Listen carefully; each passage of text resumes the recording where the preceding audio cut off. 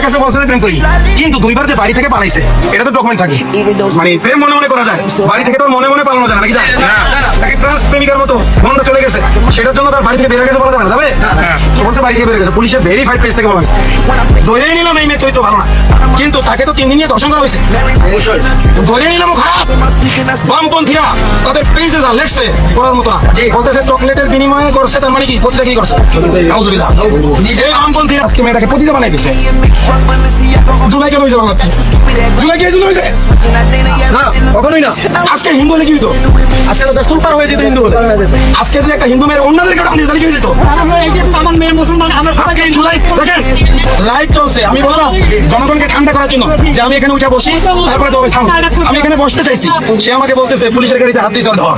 আমি তো ভয় পাবো। ও মনে করছে ভয় পাবো?